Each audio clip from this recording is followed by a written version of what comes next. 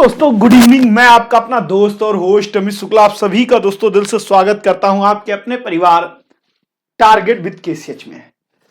मेरे प्यारे साथियों, आज ये क्लास जो है एक रिकॉर्डेड क्लास है और हम लोग बहुत ही कम समय में बहुत ही बेहतरीन दोस्तों प्रश्नों की श्रृंखला करने जा रहे हैं। उम्मीद है आप सभी धड़ाधड़ क्लास को शेयर करेंगे। जिस तरीके से आप जब है लाइव क्लास शेयर करते हैं उसी तरीके से दोस्तों इस रिकॉर्डेड क्लास को भी आप जम के शेयर करेंगे और जो है सभी प्रश्नों के बाकायदा अपने उत्तर को चेक करेंगे। तो आइए दोस्तों क्लास की करते हैं शुरुआत। आज का सबसे पहला क्वेश्चन आपके सामने स्क्रीन पर है। कह रहा लाइकेन जो एक नग्न चट्टान पर भी पारिस्थितिक अनुक्रम को प्रारंभ करने में सक्षम है, वास्तव में किन के सहजीवी सहचर्य है? शैवाल और जीवाणु, शैवाल और कवक, जीवाणु और कवक, कवक और मांस। फटाफट आंसर करें।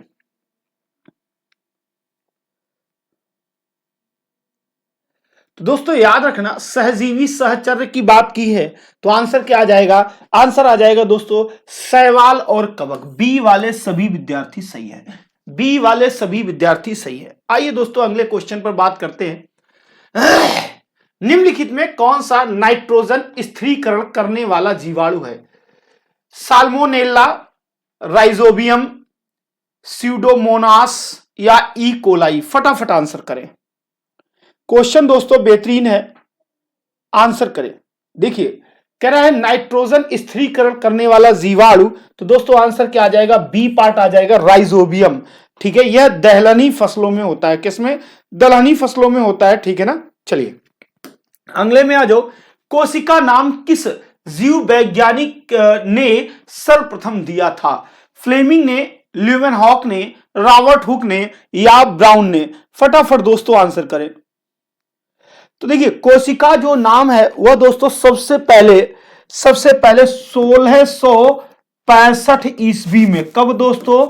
1665 ईस्वी में रॉबर्ट हुक ने दिया था। सी वाले सभी सही हैं। किसने दिया था दोस्तों? रॉबर्ट हुक ने। अगले क्वेश्चन पे आ जाइए। कह रहा पादप कोशिकाओं का सबसे बाहरी आवरण क्या कहलाता है? कोशिका झिल्ली, कोशिका भित्त, टोनोप्लास्ट या अंतःप्रद्रव्य जातिक? फटाफट आंसर करें। तो याद रखना दोस्तों पादप कोशिकाओं का सबसे बाहरी आवरण जो है वह दोस्तों क्या कहलाता है? वह कोशिका भित्त कहलाता है, यानी कि सेल वॉल। क्या कहलाता है दोस्तों? सेल वॉल कहलाता है, यानी कि कोशिका भित्त। यह दोस्तों किससे बनी होती है? यह सेल्यूलोज से बनी होती है। किससे दोस्तों? सेल्यूलोज से बनी होती है। क्लियर है। चलिए अगले क्वेश्चन पे आ जाइए। अगला क्वेश्चन दोस्तों क्या कहता है? हल्दी के किस भाग में हल्दी के किस भाग से हल्दी पाउडर प्राप्त किया जाता है? सूखे हुए प्रकंद से, सूखे हुए फल से, सूखे हुए मूल से? फटाफट आंसर करें।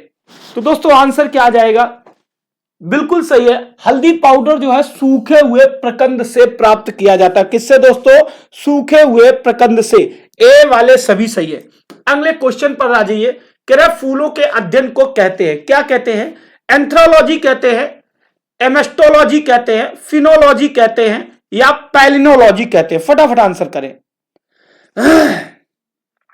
फूलों का अध्ययन दोस्तों, फूलों का अध्ययन क्या कहलाता है? एंथोलॉजी कहलाता है। क्या कहलाता है दोस्तों? फूलों का अध्ययन एंथोलॉजी कहलाता है। ठीक है। अगर कवक के अध्ययन की बात करो तो दोस्तों क्या कहलाता है? माइकोलॉजी कहलाता है। शैवाल का अध्ययन फाइकोलॉजी कहलाता है। ठीक है ना। चलिए अगला क्वेश्चन, पौधे के किस भाग को केसर के रूप में इस्तेमाल किया जाता है? दोस्तों यह क्वेश्चन मैं इसको कई बार ला चुका हूं। ठीक है। केसर कहां मिलता है? जम्मू कश्मीर में बहुत ज्यादा मिलता है। पौधे के किस भाग को केसर के रूप में इस्तेमाल किया जाता है? वाहदल, पंखुड़ी, पुंकेसर, वर्तिका तथा वर्तिकाग्र? बिल्कुल सही है दोस्तों। आंसर क्या आ जाएगा? डी वाले सभी सही हैं। वर्तिका तथा वर्तिकाग्र। क्या दोस्तों? वर्तिका तथा वर्तिकाग्र। अगला क्वेश्चन, मनुष्य को ऊर्जा के लिए कार्बोहाइड्रेट्स की आवश्यकता होती है जिसे वह प्राप्त कर सकता है। किससे? स्टार्च से, सेल्यूलोज से, दोनों से या इनमें से कोई नहीं? देखिए जो मनुष्य को दोस्तों कार्बोहाइड्रेट किससे किससे मिलता है? स्टार्च से भी मिलता है और सेल्यूलोज से भी मिलता है। तो आंसर दोस्तों क्या आ जाएगा? सी आ जाएगा, दोनों से। ठीक है ना, दोनों से। क्लियर। चलिए अगले क्वेश्चन पे आ जाइए। क्या कहता है दोस्तों अगला क्वेश्चन? कह रहा है निम्नलिखित में किस युग्म में सही सुलेमित नहीं है? नहीं पूछा है। थाइमिन दोस्तों, थाइमिन से होने वाला रोग बेरी बिल्कुल सही बात है, बिल्कुल सही बात है। एस्कॉर्बिक अम्ल दोस्तों, ये स्कर्वी। विटामिन ए की कमी से दोस्तों क्या होता है? रतौंधी होता है। क्या होता है दोस्तों? याद रखना, रतौंधी।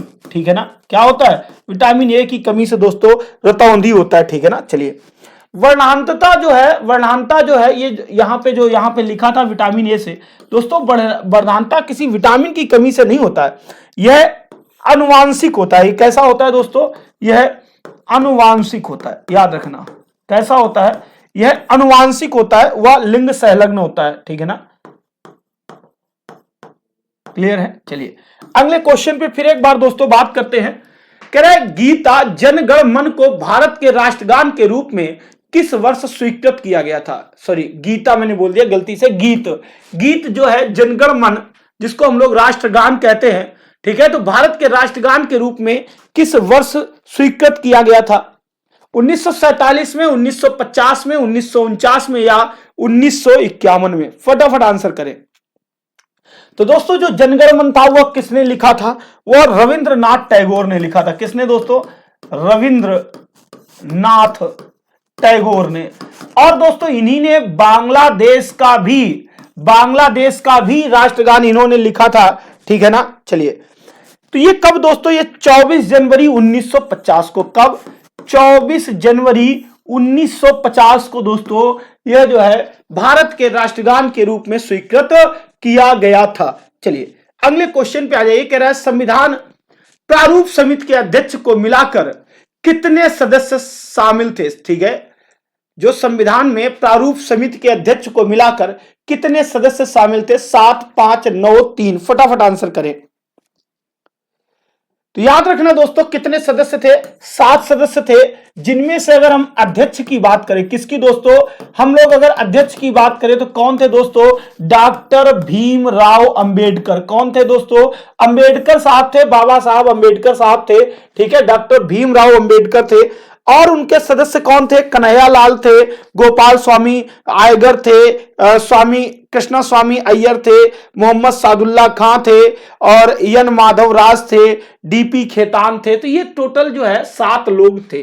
ठीक है ना? चलिए, भारत छोड़ो आंदोलन कब प्रारंभ हुआ? 7 अगस्त 1942, 11 अगस्त 1942, 8 अगस्त 1942 या 15 अगस्त 1942?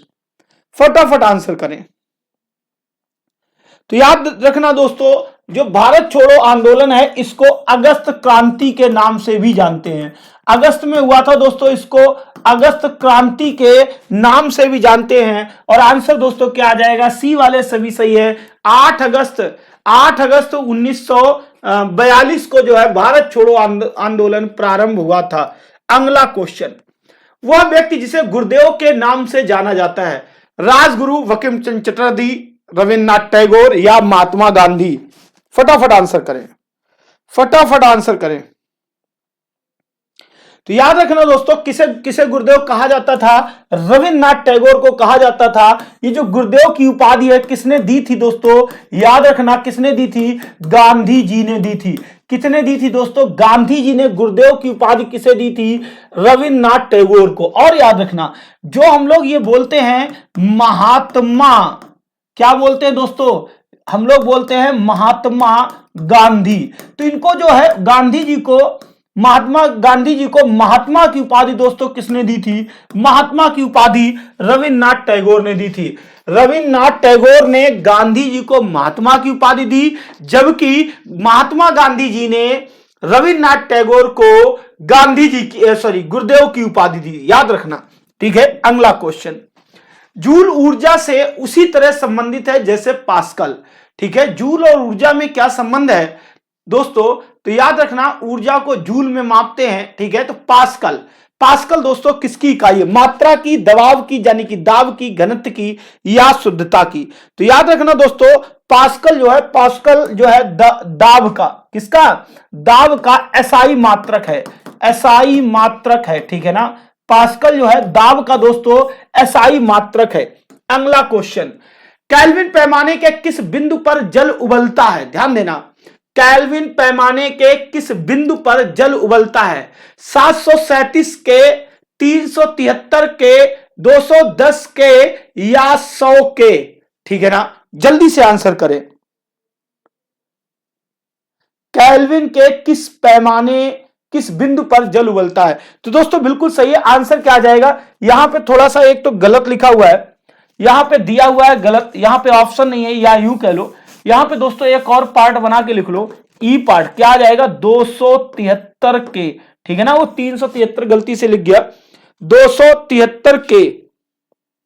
ठीक है, एक मिनट, ये रुक जाओ, केल्विन के पैमाने के किस बिंदु पर जल उबलता है? बी पार्ट हो जाएगा, सॉरी, 373 के होता है, क्वथनांक होता है 300,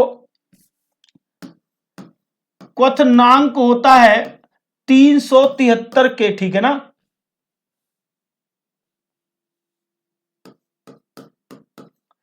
क्वथनांक होता है, कितना होता है? 373 के। ठीक है, बी वाले दोस्तों सभी सही हो जाएंगे। निम्नलिखित में किसमें कार्बन नहीं है? हीरा, ग्रेफाइट, कोयला, बालू। तो दोस्तों याद रखना, हीरा है, जल्दी से आंसर करें, हीरा है, ग्रेफाइट है, कोयला है, बालू है, ये सारे के सारे दोस्तों कार्बन के अपर रूप होते हैं। ठीक है ना, बालू नहीं होता है। तो बालू दोस्तों आंसर क्या आ जाएगा? डी पार्ट आ जाएगा, बालू। बालू में क्या होता है? बालू में दोस्तों सिलिका होता है। ठीक है ना, और क्या होता है? और इसमें एल्यूमिनियम होता है। ठीक है,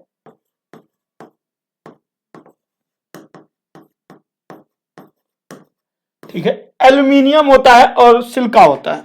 अगला क्वेश्चन, निम्नलिखित में कौन सी गैस पीने के पानी को शुद्ध करने के लिए प्रयोग में लाई जाती है?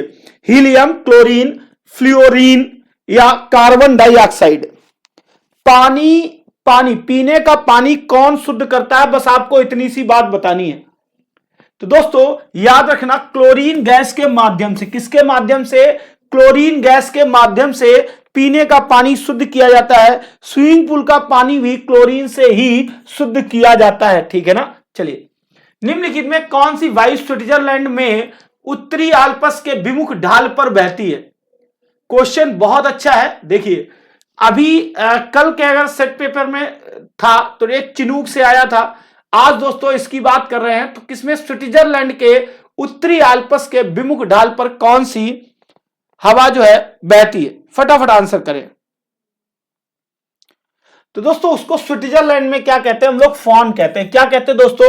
फॉन कहते हैं। ठीक है ना, चलो, मिस्टल दोस्तों, अगर मिस्टल की बात करो, मिस्टल कहां कहा जाता है? मिस्टल दोस्तों राइन घाटी में कहा जाता है। कहां कहा जाता है? राइन घाटी में। अब इसमें भी कई लोग अगर कंफ्यूज होंगे, राइन घाटी कहां? तो दोस्तों फ्रांस।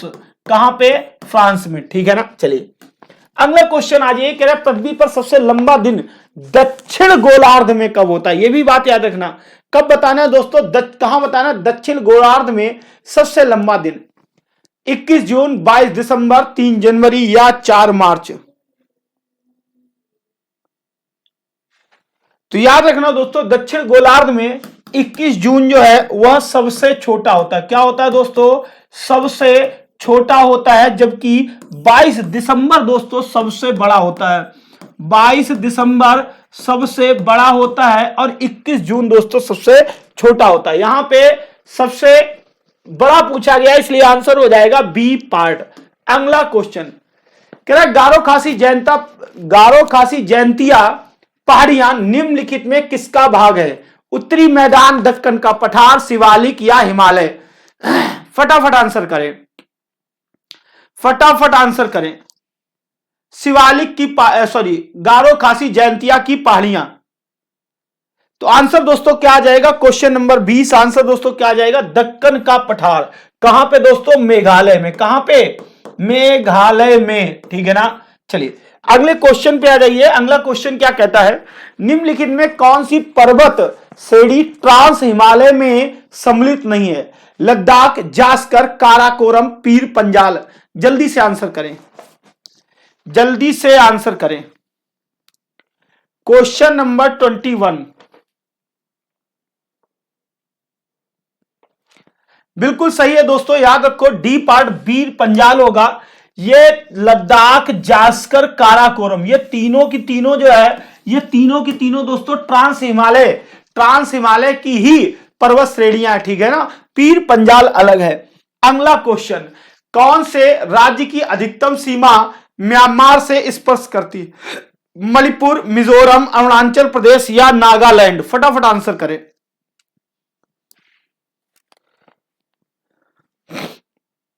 नहीं दोस्त, मिजोरम नहीं होगा। देखिए, मिजोरम की जो सीमा है वो म्यांमार के साथ सिर्फ 510 किलोमीटर है। और अगर मैं अरुणाचल प्रदेश की बात करूं तो अरुणाचल प्रदेश की दोस्तों 520 किलोमीटर है। इसलिए आंसर क्या आ जाएगा? सी वाले सभी सही होंगे। मिजोरम की 510 किलोमीटर, मिजोरम 510 किलोमीटर सीमा बनाता है म्यांमार के साथ, जबकि अरुणाचल प्रदेश 520 किलोमीटर। डन है। चलिए अगले क्वेश्चन पे आते हैं। अगला क्वेश्चन दोस्तों, संपूर्ण विश्व का क्षेत्रफल संपूर्ण विश्व का क्षेत्रफल में भारत की भागीदारी कितनी है लगभग? कहने का मतलब जो भारत का जो क्षेत्रफल है वह संपूर्ण विश्व का कितना हिस्सा है? जल्दी से आंसर करें। तो अगर आपसे कोई पूछ दे कि भारत का क्षेत्रफल कितना है तो आप दोस्तों कितना बताओगे? 32,87,263 वर्ग किलोमीटर। क्लियर है। और यह जो है यह पूरे विश्व का 2.43% है। आंसर दोस्तों क्या लगा दोगे? B part. आंसर क्या लगा दोगे? B part. क्लियर है। अगर यह पूछा जाता कि पूरे विश्व में कौन सा स्थान है इसका, तो दोस्तों याद रखना कौन सा स्थान है? 7वां स्थान है। पूरे विश्व में कौन सा स्थान है? 7वां स्थान है।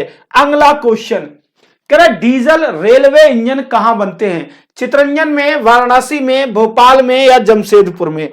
फटाफट आंसर करें। इसमें देखना कई लोग गलत करने वाले हैं। फटाफट दोस्तों आंसर कर दें, फटाफट आंसर कर दें। बिल्कुल सही है। तो जो डीजल इंजन होते हैं वह दोस्तों कहां बनते हैं? वह वाराणसी में बनते हैं, बनारस में बनते हैं। कहां पे? बनारस में। यह दोस्तों कब यह कारखाना स्थापित किया गया था? तो याद रखना 1964 ईस्वी में। कब दोस्तों? 1964 ईस्वी में। अगला क्वेश्चन कह रहा कोंकण तट किसके बीच फैला हुआ है? गोवा तथा कोचीन, गोवा तथा मुंबई, गोवा और दमन, गोवा और द्वीप? फटाफट आंसर करें।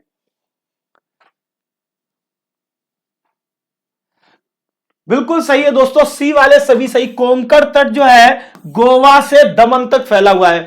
कोंकण तट जो है गोवा से दमन तक फैला हुआ है। अगला दोस्तों क्वेश्चन कह रहा महाकाली संधि निम्न में भारत और किस देश के मध्य है? जो महाकाली संधि है वह किस संधि निम्न में भारत और किस देश के मध्य है? पाकिस्तान, नेपाल, बांग्लादेश या श्रीलंका? तो दोस्तों याद रखना किसके बीच है? भारत और नेपाल के बीच है। भारत और नेपाल के बीच है, ठीक है ना। ये दोस्तों कहां पे है? यह कब हुई थी? यह 1996 में हुई थी। कब हुई थी दोस्तों? यह 1996 में हुई थी, ठीक है ना। यह किस पे? महाकाली नदी। किस पे दोस्तों? महाकाली नदी पर, ठीक है ना। चलिए अगले क्वेश्चन पर आ जाइए। अगला क्वेश्चन क्या कहता है?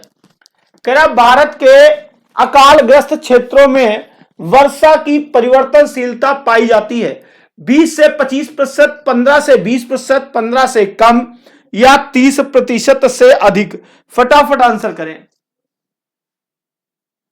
परिवर्तनशीलता पूछा है, वर्षा नहीं पूछा कि किससे किस दर से होती है। तो दोस्तों परिवर्तनशीलता 30% से अधिक, 30% से अधिक।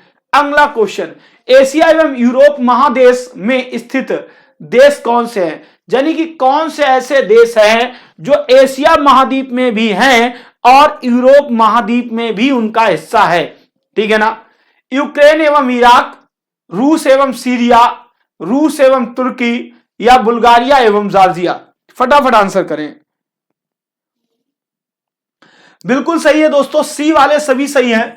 जो रूस और तुर्की हैं वो एशिया में भी हैं और यूरोप में भी हैं। एशिया में भी हैं और यूरोप में भी हैं। अगला क्वेश्चन अफ्रीका के किस शहर को स्वर्ण नगर भी कहते हैं? मोजाम्बिक, जोहान्सबर्ग, केप टाउन या मेसोपोटामिया? फटाफट आंसर करें, फटाफट आंसर करें।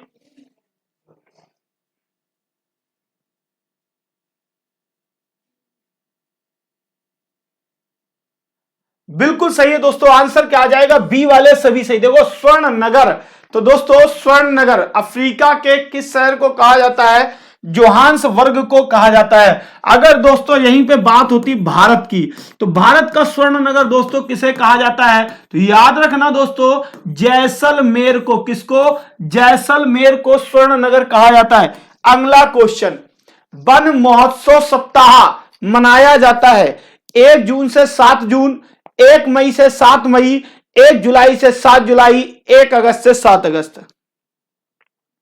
फटाफट आंसर करें, फटाफट आंसर करें। तो याद रखना दोस्तों, जब हमारे स्कूल खुलते हैं 1 जुलाई से, जब हम लोग पढ़ते थे, अब तो खैर पता नहीं कब खुलते, अब तो सबका अपना अलग अलग, जब मर्जी आई खोल दो।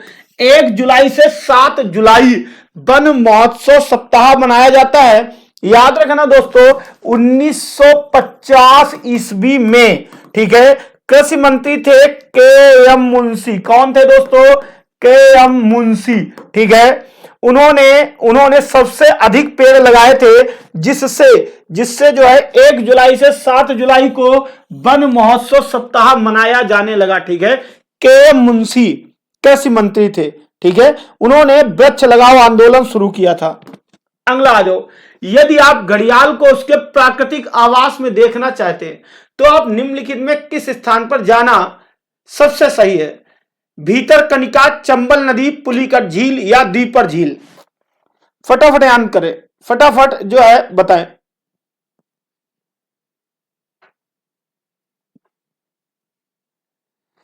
तो याद रखना दोस्तों, चंबल नदी। किसमें? याद रखना दोस्तों, चंबल नदी। याद रखना, चंबल नदी जो है यह दोस्तों यमुना की, किसकी? यमुना की सबसे बड़ी सहायक नदी है। यमुना की सबसे बड़ी दोस्तों यह सहायक नदी है चंबल नदी, ठीक है ना। कहां मिलती है यमुना से? इटावा में मिलती है। कहां मिलती है दोस्तों? याद रखना, इटावा में मिलती है, ठीक है ना। चलिए, चंबल नदी में दोस्तों ये मिलते हैं, ठीक है। चलिए अगले क्वेश्चन पे आ जाइए। प्यारा पेन तो ध्यान ही नहीं रहा लेने को। अगले क्वेश्चन पे आ जाइए। विश्व का चौथा सबसे बड़ा द्वीप मेडागास्कर कौन से महासागर में स्थित है? अटलांटिक महासागर, आर्कटिक महासागर, हिंद महासागर या प्रशांत महासागर? फटाफट दोस्तों आंसर करें। आप सभी से मेरा निवेदन है और यह कहना है, आप यहां पर जरा टाइम देख सकते हैं, रात के 10:46 हुए हैं। यह क्लास रिकॉर्ड कर रहे हैं आपके लिए, ठीक है ना। उम्मीद है दोस्तों मेहनत को आप सैल्यूट करेंगे और जो है क्लास को शेयर करेंगे। आपका सहयोग ही हमारे लिए सबसे बड़ी बात होती है। आप जितना दोस्तों सहयोग करते हो वह अतुलनीय है, और बस इसी सहयोग के लिए जो है हम आपका सहयोग पाने के लिए दोस्तों इतनी रात तक क्लास रिकॉर्ड करते हैं। तो विश्व का सबसे चौथा बड़ा द्वीप जो है मेडागास्कर किस महासागर में है, यह बात आपको बतानी है। तो दोस्तों किसमें है? ठीक है, हिंद महासागर में। कहां पे दोस्तों? सी वाले सभी सही हैं, हिंद महासागर में, ठीक है ना। चलिए अगले क्वेश्चन पे बात करते हैं। हवाई जहाज प्रायः उड़ते हैं क्षोभ मंडल में, समताप मंडल में, मध्य मंडल में या वाह मंडल में? फटाफट आंसर करें। हवाई जहाज उड़ते हैं, तो हवाई जहाज दोस्तों कैसे उड़ते हैं? बी पार्ट कहां उड़ते हैं? समताप मंडल में। किसमें दोस्तों? समताप मंडल में, ठीक है। चलिए अगले क्वेश्चन पर आ जाइए। कह रहा है फ्यूजियामा किस देश का ज्वालामुखी पर्वत है? फ्यूजियामा किस देश का ज्वालामुखी पर्वत है? क्वेश्चन दोस्तों आसान है, फ्यूजियामा का बहुत फेमस है, ठीक है ना। फ्यूजियामा नाम बहुत फेमस है। Italy, Japan, Kenya, Mexico? कोई समय भी नहीं ले रहा है इसको टिक करने में, और बड़ा ही कॉन्फिडेंस के साथ दोस्तों जापान पे टिक कर रहे हैं। बिल्कुल सही है। जापान के दोस्तों याद रखना होन्शु द्वीप पर है, ठीक है, जापान का सबसे ऊंचा पर्वत फ्यूजियामा। दोस्तों याद रखना जापान का सबसे ऊंचा पर्वत है, ठीक है ना। हाँ, और दोस्तों कहां पे है? जापान के होन्शु द्वीप पर, जापान के होन्शु द्वीप पर, ठीक है ना।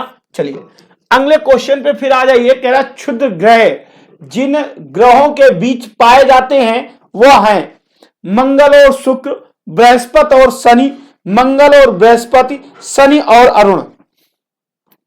किनके बीच दोस्तों क्षुद्र ग्रह पाए जाते हैं? फटाफट आंसर करें। बिल्कुल सही है दोस्तों, मंगल और बृहस्पति के बीच में। सी वाले सभी सही हैं, मंगल और बृहस्पति के बीच में।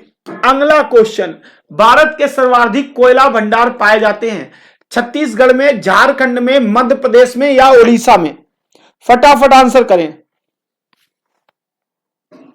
बिल्कुल सही है दोस्तों, आंसर क्या आ जाएगा? बी पार्ट, झारखंड वाले सभी सही हैं। कौन कौन सी दोस्तों कोयला के यहां पे भंडार खाने हैं? जैसे झरिया की खान बहुत फेमस है, ठीक है ना। झरिया की खान हो गई, बोकारो की हो गई, ठीक है, बोकारो की खान हो गई, डाल्टनगंज हो गई, डाल्टनगंज हो गई, क्लियर है।